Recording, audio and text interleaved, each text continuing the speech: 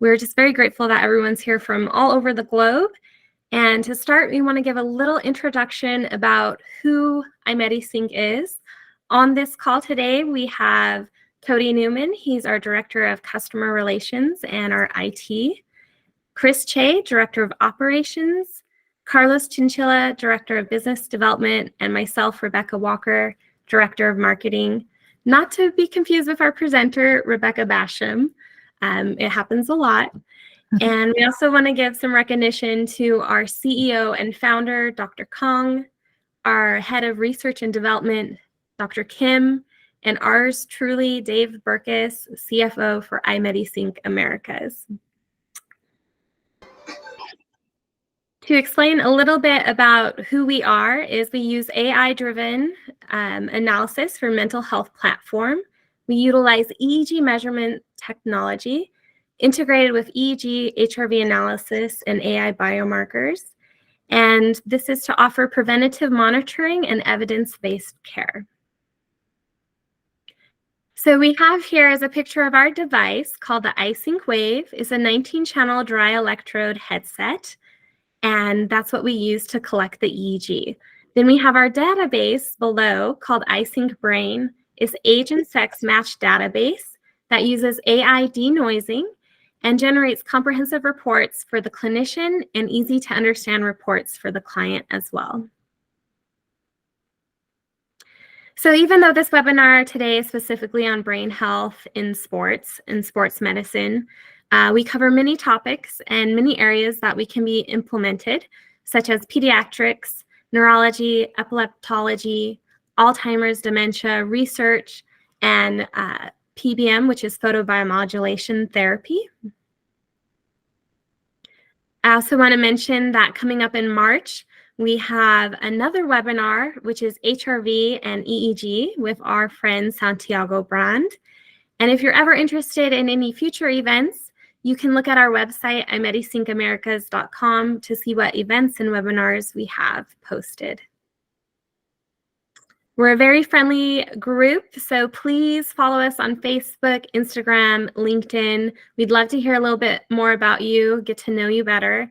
You can schedule a demo and visit our website as well. So without further ado, we'd love to welcome Becky Bassham. She is certified BCN, qEEGT, and ARRT.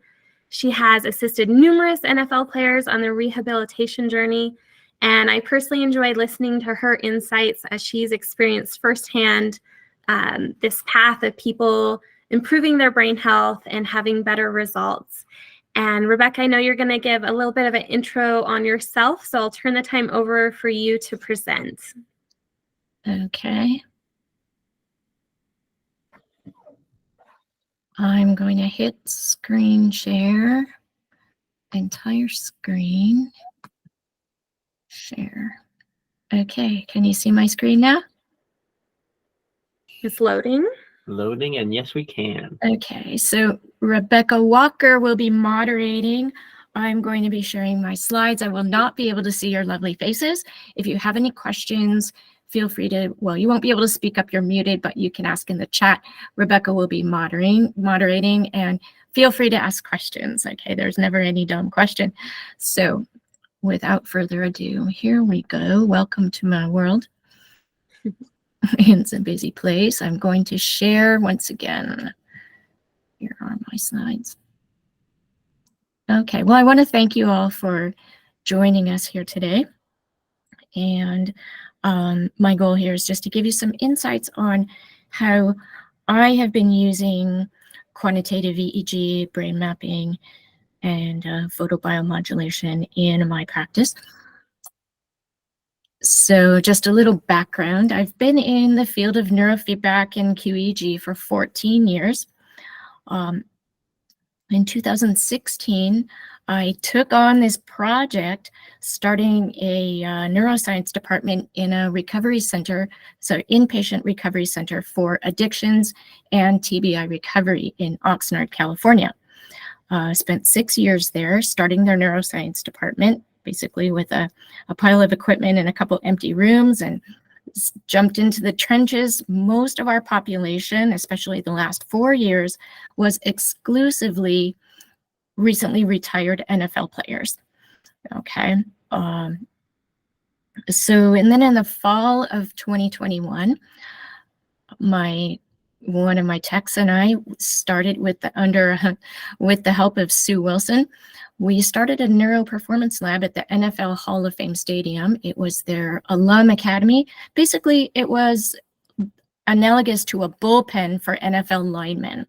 These were guys that had just recently been cut from their teams. And so they had their careers pulled the rug out from under them. And none of them, well, all but one of them, had 22 guys for 2 months.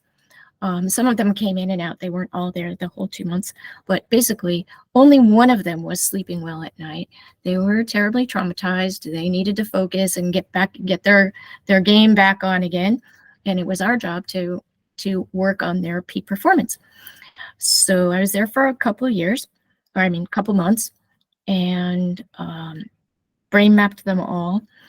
And now I'm currently a free agent. I spend my time mentoring. I have a qEEG report writing service, consulting, concierge, travel, free agent work, and also working with a group of people in Malibu at a concierge medical practice.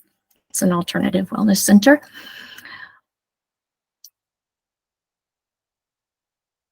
So let's just start out. I'm not sure, I think we have a variety of people from different backgrounds. So I'm just going to give a brief overview on what is qEEG. And once again, I'm going to be describing how we use quantitative EEG to target treatment for these people and what some of the applications are. So what is quantitative EEG? For those of you who are not familiar with it, it's also known as brain mapping, whereby we record the brain waves, basically the electrical activity at the surface of the head on the scalp using 19 active electrodes. Most of the electrical activity at the scalp is indicative of what's happening underneath or the surface or cortex of the brain. And what we're doing is we're imaging the electrical activity of the brain. So my credentials include neurofeedback and quantitative EEG, and that ARRT stands for American Registry of Radiologic Technologists, that means basically I'm a medical imaging specialist specialized in CT and MRI. So I found this imaging of electrical activity of the brain very, very fascinating. It gave us so much more information. What it does is it quantifies the power and the frequency distribution of brain waves, which are associated with different states of consciousness and arousal level. We map out areas of functions to connect the dots between function and underlying neurophysiology. It gives us really high spatial resolution. Basically, in S-Loretta especially, it gives us up to 5 millimeter spatial resolution, which equates to about the standard CT resolution. And it gives us superb temporal resolution. We can watch brainwaves down and watch them down to the millisecond. So this hands down gives us far better temporal resolution than some of your radiology imaging. It's all good, but what we are able to do here with qEEG is identify states and traits of the brain. Now I'm going to get into that a little bit more. So basically, you've got all these different areas in your brain that are in charge of different functions. This is a general overview whereby we have the frontal lobes in yellow. Frontal lobes are in charge of thinking, planning, motor execution, executive function, and control of moods. It's basically focus and attention central. We've got the temporal lobes, which is language, auditory processing, involved in memory and emotions. The anterior cingulate gyrus, that's focus and attention central. Basically, it's like the conductor of the symphony.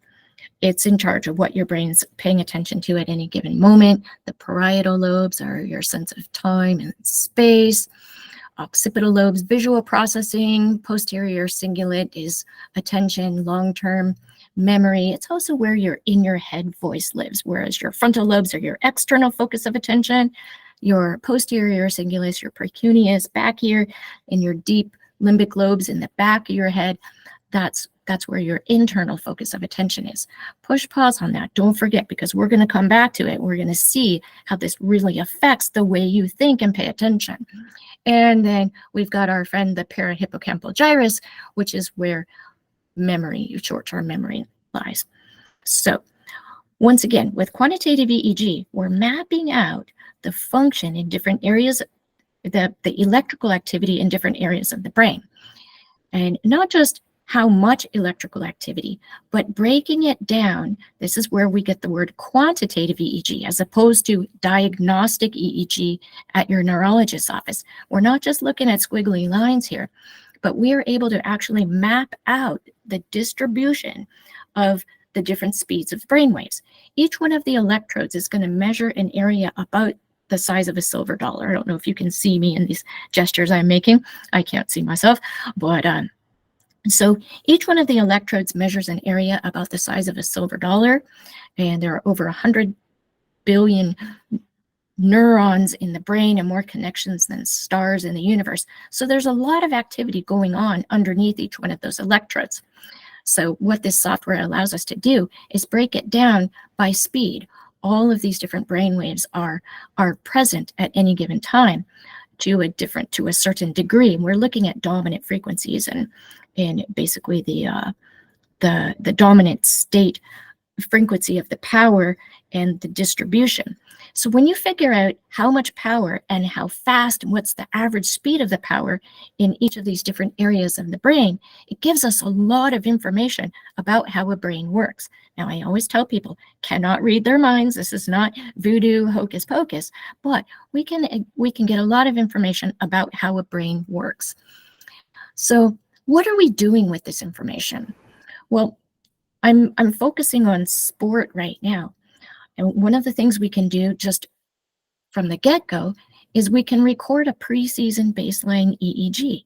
Basically, what does that person's brain look like at the beginning of the season?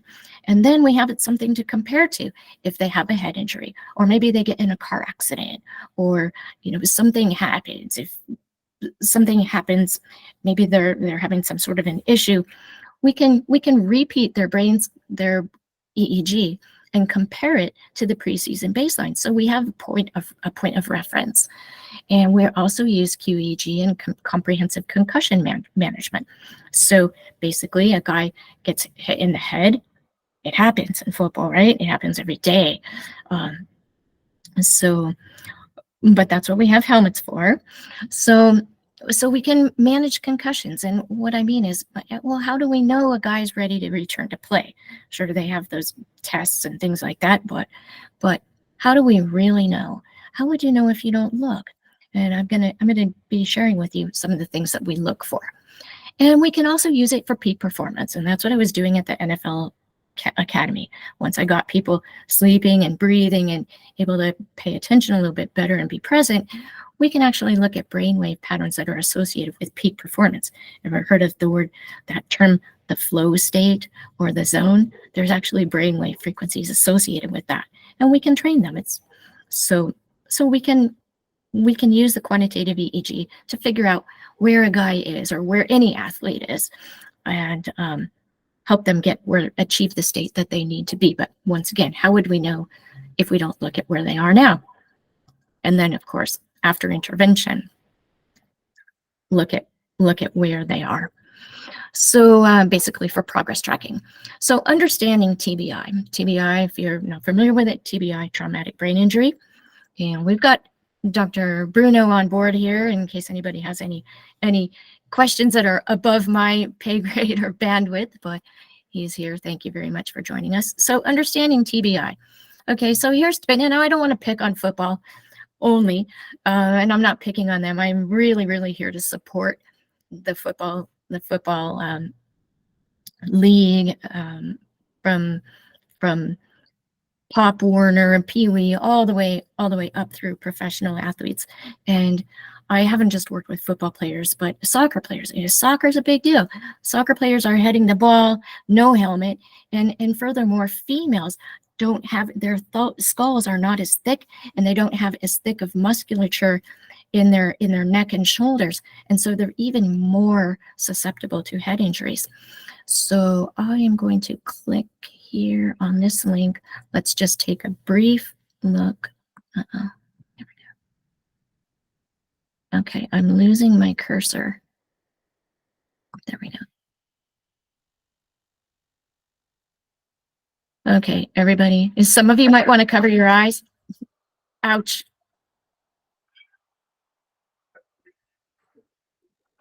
Here comes the, here comes the, here comes the.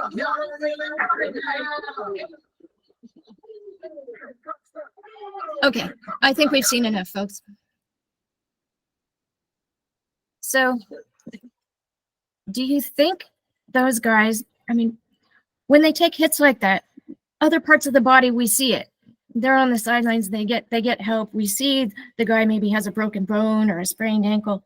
But when it's the head, when it's the brain, we don't see it on the outside. But on the inside, the brain is essentially bruised, okay? TBI has been one of the leading causes of morbidity, disability, and mortality across all ages. Globally, more than 50 million individuals suffer from TBIs each year. And folks, it doesn't have to be a major loss of consciousness, something that shows up on the CT or MRI. It could even be a mild traumatic brain injury, but it can result in compromised function. As of 2005, approximately 3.17 million TBI survivors experienced post-traumatic complications, ranging from neurological, psychosocial problems to long-term disabilities.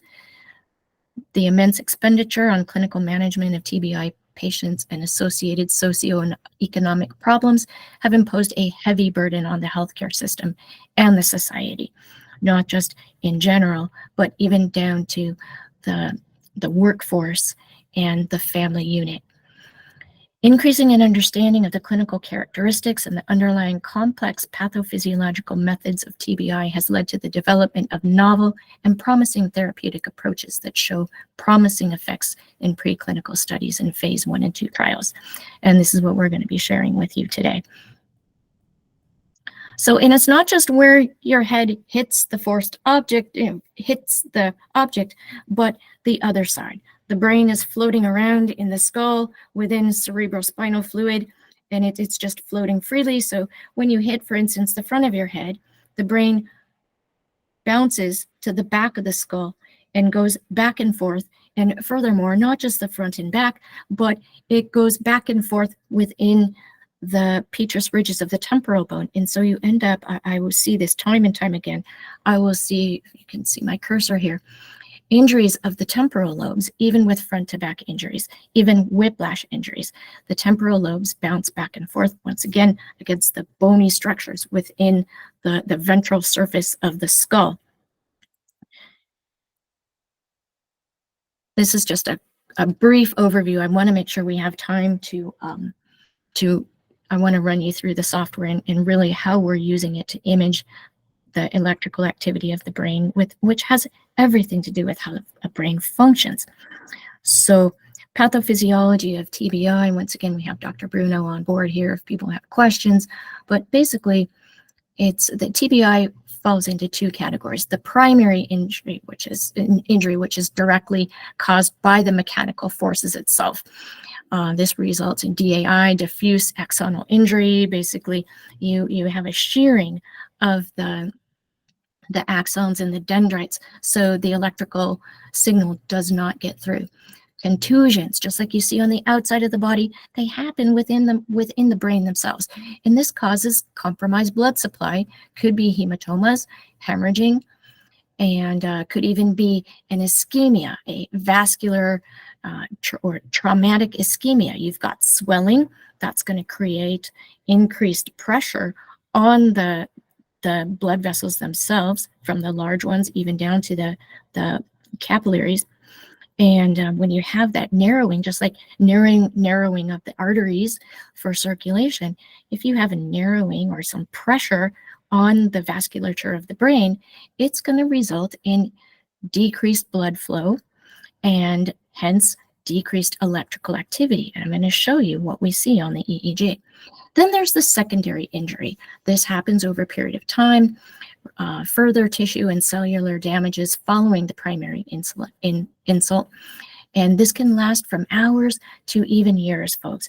And we see a lot of these symptoms not right away. It maxes, it begins to surface about 3 to 6 months after the injury. They said, you know, when the outside, the thing with brain injuries is that once all the bruises and the bumps, even the stitches, everything, once that heals on the outside, it does not reflect what's happening on the inside. It's just like this silent injury that goes unnoticed. On the outside, everything looks like it's healed, but on the inside, it's not good. It results in some of the long-term effects: excitotoxicity, mitochondrial dysfunction, oxidative stress, lipid peroxidation, neuroinflammation, axon degeneration, and apoptotic cell death. And here's just a image of what some of this stuff looks like, and some of the common pathways in neurodegenerative and psychiatric disease. Once again, you've got the issues at the cellular level, and now you've got things more within the larger scheme of the things as far as the brain lobes themselves, some of the implications.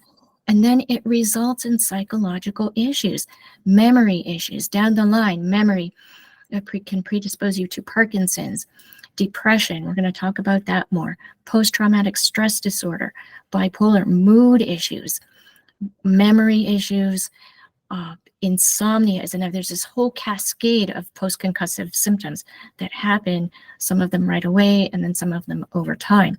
We would see anxiety, depression, PTSD, insomnia, polysubstance abuse as people who were self-medicating, mood issues, explosive behavior, impulsivity,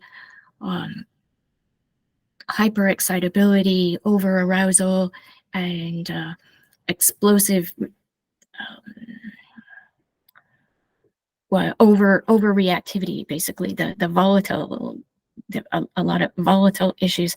And I saw that a lot with the female soccer players.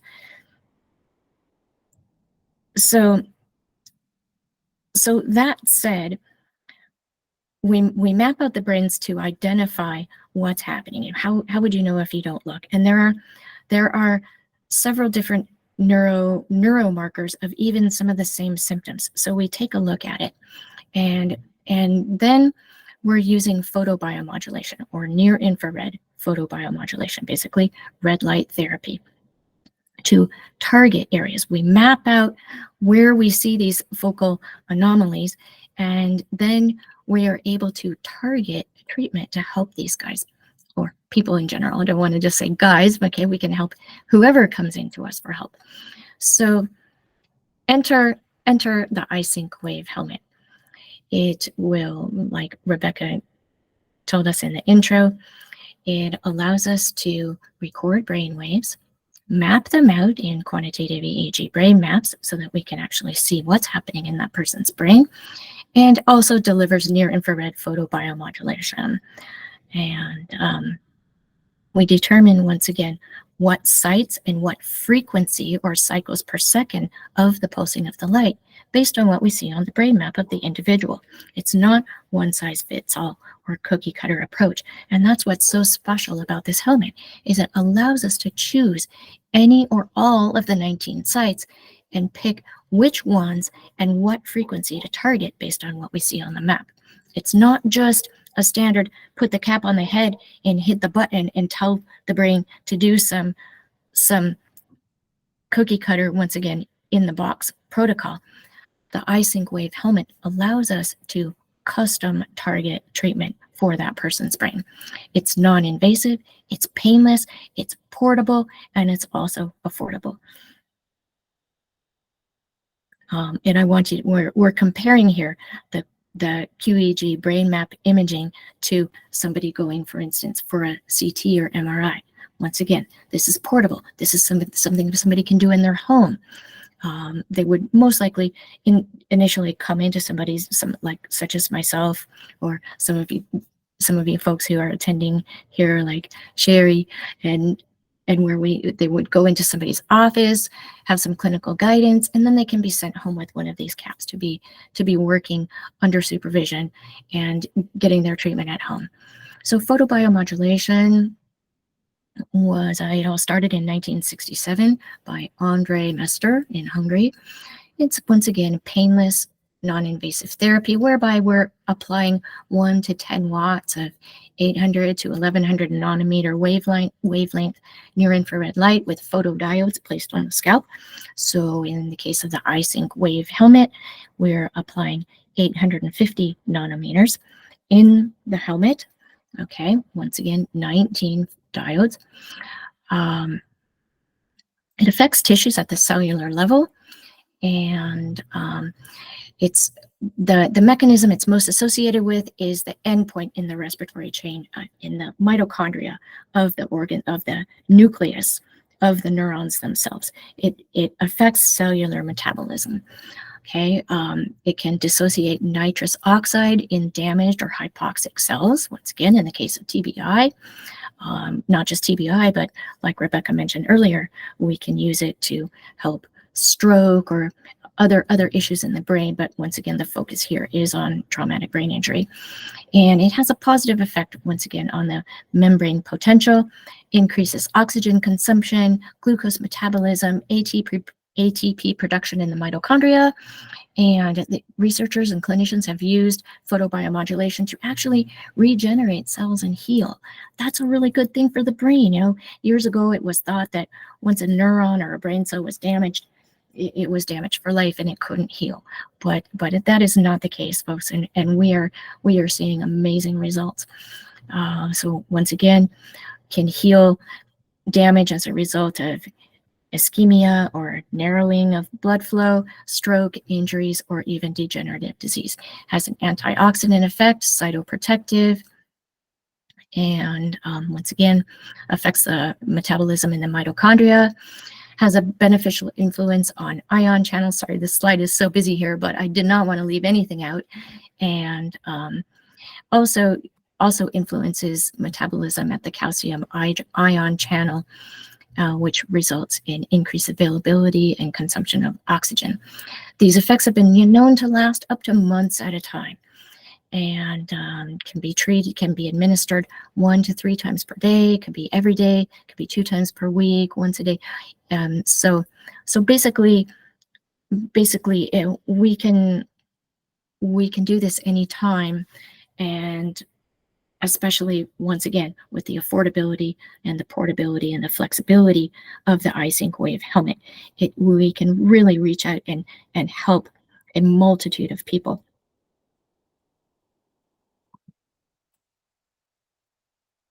So here's a visual for those of you who are more visually inclined.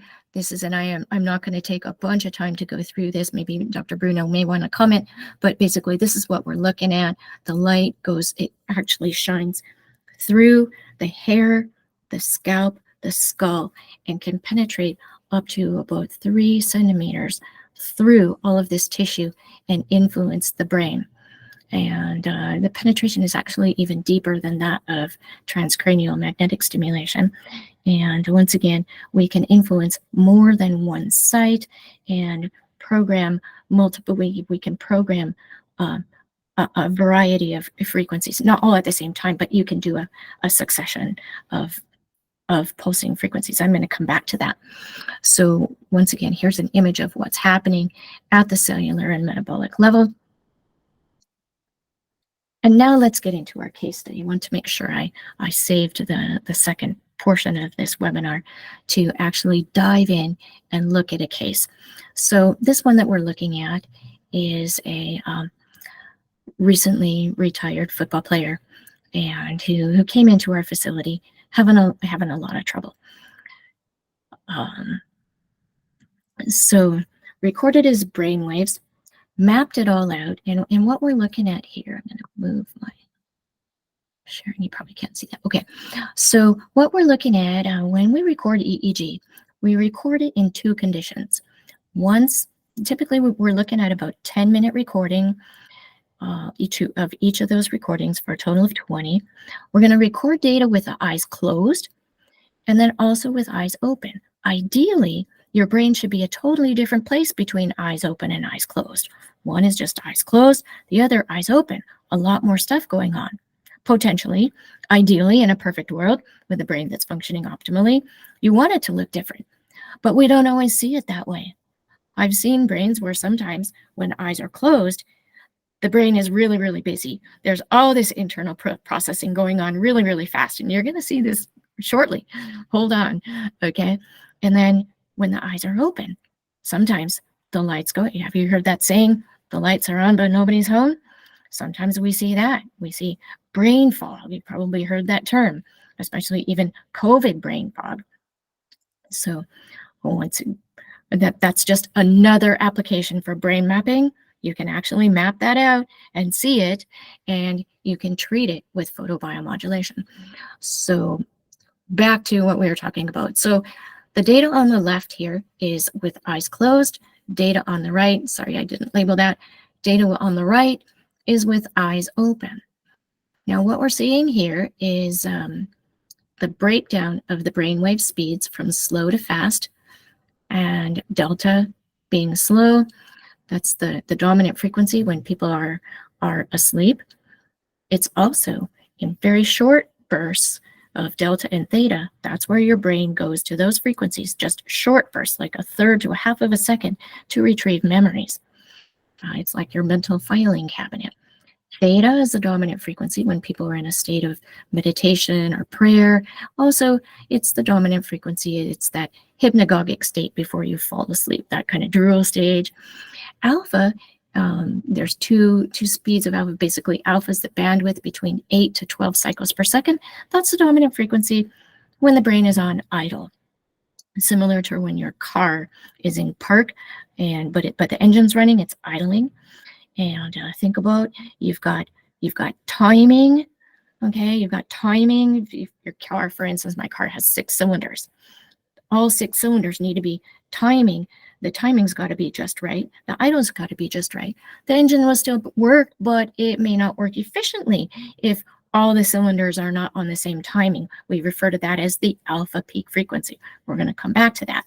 And also the idle frequency. If it's idling slower in maybe the 8 to 9 hertz range versus faster in the 12 hertz range, that's going to affect your performance too. Think about when your car is idling too slow or too fast. When it's going idling too slow, it might kind of sputter or stall out. And if it's idling too fast, it might result in the wheels spinning or press the gas and it's going to have explosive action. Now, this is a case of a player who had some explosive reactions. And furthermore, temporal lobe transient activity, basically these spiky alpha brain waves in his posterior temporal lobes that didn't belong there, that resulted in some mood and some affect and some issues and behaviors that were not appropriate, and he didn't even have any recollection of them, because that's also where memory happens. So it explains. Did you ever have a client or somebody that you know, and you say you ask them or ask yourself, why did he do that? Or I don't want to pick on men, but why did that person do that? What the heck? Well, it has to do with how their brain is functioning. So alpha, once again, is the brainwave speed when they're on idle. Beta, that's the brain on task. All of us, ideally, we're in beta right now. This is the brain on task, processing cognitively. It's the brain in action. Focus happens here. Beta 2, beta 3, this is fight or flight. This is where stress lives. This is the speed of stress. We need all of these brain states at different times for different tasks at hand. Just like we have different speeds, gears of a car, we use them, different speeds and different gears for different types of terrain. Same with the brain. And this data here is z-scored data. If you're familiar with the bell curve, whereby green, light, sort of this turquoise color, yellow, and orange. This is within normal limits. Now, normal is just a setting on your dryer. We use it as a reference point, and we look at outliers, and then we start asking questions, just like when you have lab work done. You go get blood work done, you get the report back, and when things are out of range, that's when the doctor starts doing further investigation and asking questions. Same with the brainwave speeds in the brain maps. So then gamma is ultra fast. That's like that aha moment, really fast processing. And once again, where there are certain ranges that we expect to see. And the really unique thing about the iMediSync database is that it has a database for males and females. Okay, according to research, male and female brains, they do have differences, and we do have different patterns and different values that we expect to see. So this is the only database out of many, but this is the only database that actually puts males into a male database, females into a female database. You're really doing people a disservice if you don't do it that way. Now, this eyes open data, and we're seeing a difference here. So basically, what we're looking at here in the topographical data, it's going to get even, I'm going to show you this in 3D as well. So with each one of these circles, the front, this is the top here, you see the little nose.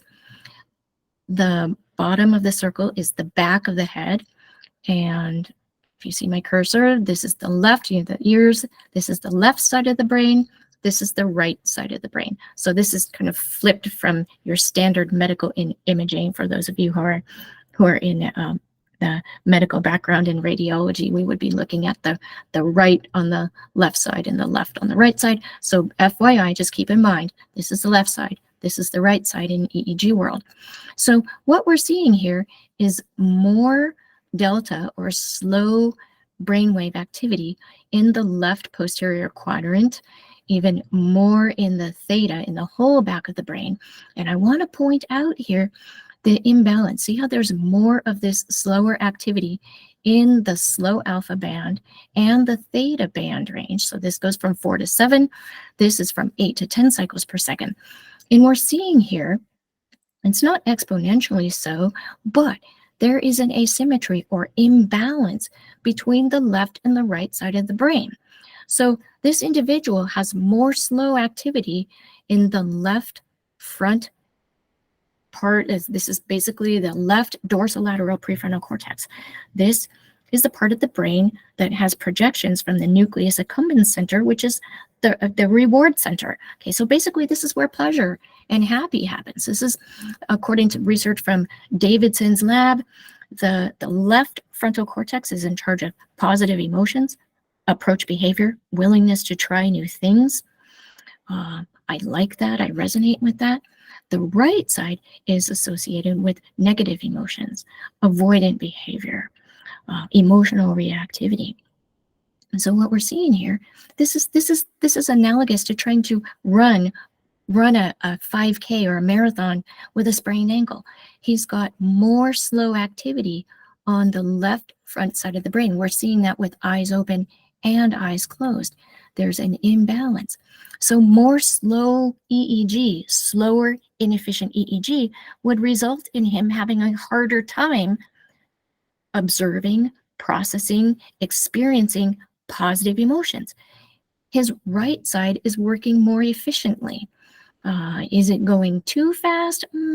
I would say the whole front of the brain is going a little bit. This is where we would call this too much of a good thing. Furthermore, even in fight or flight, there's too much fast stuff going on in his frontal cortex. It results in him processing too fast. Basically, he's processing so fast that he's not taking the time to really make good decisions, which would result in impulsivity. Definitely had clinical correlations. And here's another thing I want to point out. Look at this excess of slow alpha. Now, we expect to see a dominant alpha frequency at about 10 hertz. I'm going to show you what it looks like in a spectral diagram. But basically, we expect the average dominant speed to be around 10 hertz, but he's got more of the slower stuff and even more, once again, on the left side with his eyes open. Look at the difference. This is a brain. Ideally, you want to be focusing, you want to be processing up to speed, especially with your eyes open. But look at the prevalence of slow alpha with eyes open. So this is a guy who's having a hard time. Basically, he's got one foot on the brakes and one foot on the gas pedal. But where's the cruise control? I mean, he does have enough beta, but basically what happens when you got one foot on the gas and one foot on the brakes? You're basically not going anywhere. Next slide. Now this is a spectral display of what we're seeing. Once again, front, back, left, and right. Each one of these graphs represents the data underneath each one of those electrodes. And see this spectra here. On the vertical axis, we have power. And on the horizontal axis, it's hard to see these little numbers, but on the horizontal axis, we have frequency. You can see how there's this peak. This is the dominant rhythm. We expect to see these peaks, and it's a little bit less than 10 cycles per second. And we're going to see that in a minute. So, and we do expect to see more alpha in the back of the head, and but we don't expect to see so much alpha frontally, and especially more on this left side. And we don't expect to see so much in the temporal lobes. And if you go back and remember, what happens in the temporal lobes? Memory, moods, auditory processing. So this is a guy, you can be talking to him, but with all that fast processing, he's having a hard time paying attention. And furthermore, he's not processing sound so well. Oftentimes we'll also, this is a pattern that we see with migraines and ringing in the ears. Tinnitus is just a faulty processing or perception of sound in the brain. So once again, and then this is z-score data where you see this red here. That tells us there's more than we expect to see in that frequency. So this is what it looks like when you compare everything by spectra, not just the. So I spend a lot of time on this screen here so that I can get an idea of the frequency and the distribution. Now, what's really neat about this software is when you go back, this really helps me to target frequencies. And for those of you who are involved in research, you know, it's one thing to have these beautiful maps with all the colors and it makes it easier to describe to people. But when we're doing research, we really want to get numerical data. So I can drag my cursor along anywhere on each one of those graphs at every site, and I can get numbers. If you look here on the right side of the screen, we can actually see the numbers, the frequency where I place my cursor, and or the speed of the brain waves, and how much power. And here we're seeing numerically, this is this asymmetry here in the frontal lobes. This is right here, F7 and F8, okay? And we're seeing quite a significant more slow alpha activity on the left side than the right side. So we're actually able to map it out, and we can compare pre and post and look at progress as well. And that was with eyes closed, and here's with eyes open. We're seeing the same thing. We're seeing these asymmetries. And now here's the 3D, and I'm going to take the last few minutes. I'm going to show you how I derived all of this data. We'll actually go into his file, and I'll show you how I was able to procure these images and put them on my slides. So basically, this is a 3D rendition, okay? The software takes all of those squiggly lines, all of that data, and takes it and puts it into a 3D image so that we can get a really good solid look at it. This is, once again, this is the left side, this is the right side, this is the front, the back, and this in here is the deep limbic lobes. This is where emotions live, in the back part, the posterior cingulate gyrus. Okay, this is where your head focus of attention happens. And look at this piece. Basically, we're seeing way more. So it was more like it was about in the caudal anterior cingulate. So almost 3 standard deviations. So this is an outlier. He's got more, and this is windowed at beta. So basically, he's in his head focus. This is why the guy isn't sleeping. He's got this hyperactivity. His brain is on task in the back of the head. Furthermore, less so in the frontal cortex. Now, it's not like we want him to be thinking and reasoning and stuff like that. He's reasoning in his deep limbic lobes, internally, with his eyes closed. Okay, this is eyes closed data. And furthermore, the frontal cortex doesn't have the inhibitory control.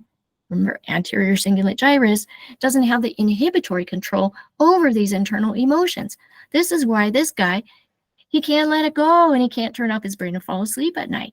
It makes sense. Now, also, for those of you MDs, and you do not have to speak up, but tell me, what sleeping pill, what medication, and it doesn't matter how much weed he smokes. That's why he had too much alpha activity going on, by the way. Cannabis causes a prevalence of 10 hertz, which is a nice place to be, but you don't want your whole brain to be there. Once again, tell me what sleeping pill is going to quiet down this part and tune up this part so it has inhibitory control. Doesn't happen. But with photobiomodulation and the iMediSync wave helmet, we can actually target where we want the alpha to go here, where we want the beta to go here. And once again, treat accordingly. Affordable, portable, can be used every day, even at home.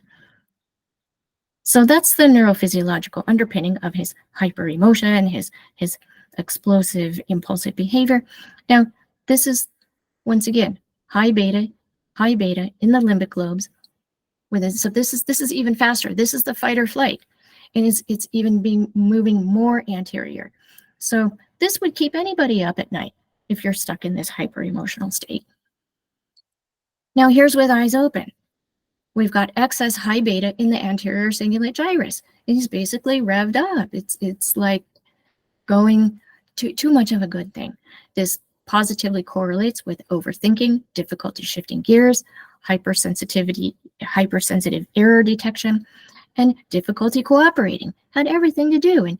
And people, nobody understood him. The guy was arrested 3 times, tased him. They had to sedate him. I mean, and we're talking about football players here, big, giant, over 300-pound guys who are having explosive, over-emotional reactivity, can't get out of their own way, stuck in their head, making impulsive, bad decisions, and they can't help it, okay? And they're big, giant guys, and when you got these big, over 300-pound guys, it scares people. And I told him, I'm like, dude, I could behave that way. I'm not going to scare people. I don't even weigh 100 pounds. I'm like a little 5-foot tall person. I don't intimidate people. But these big 300-pound guys, they scare people, and they overreact. People, they call them, this happened. I'm the one who got these guys who had been in trouble. They've been hospitalized. Literally, they've been sedated. Some of them, I've got guys, this one included, sedated to the point where they actually stopped breathing, and he couldn't help it. Okay, I put him, and then the medications, we can use the quantitative EEG and look at the brain waves, and we can actually even use that information, not just to target photobiomodulation protocols, but also to figure out how that brain's going to respond, if it's going to respond to different medications, so that we can get them treated appropriately and help them. I'm going to stop. Wait. There. Now I'm going to minimize this, and I'm going to open up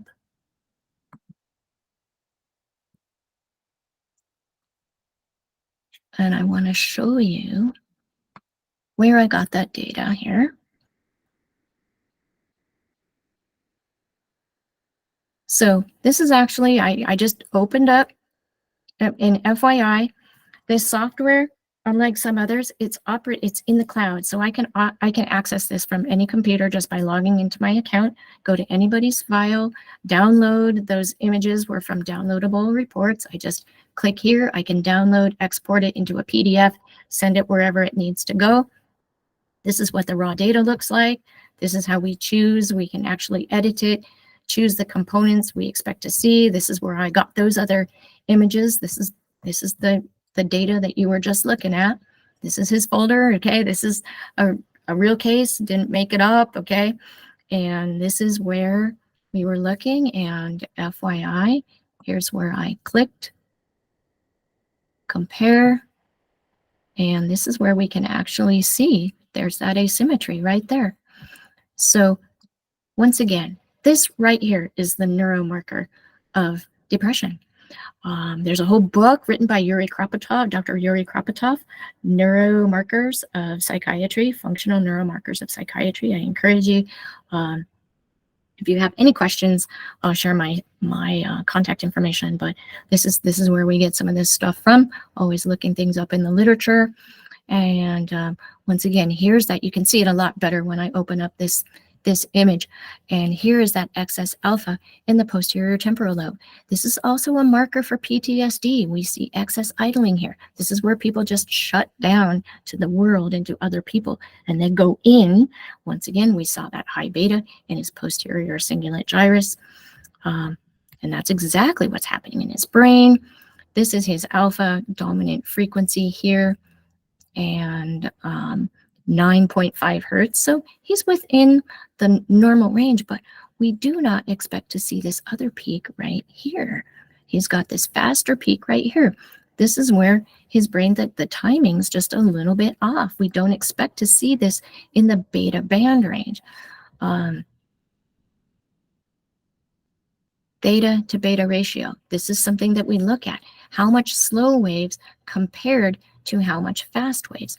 He's got about twice as much, a little bit more than we expect to see, slow compared to fast brain waves in this right posterior temporal region, and also here on the left side.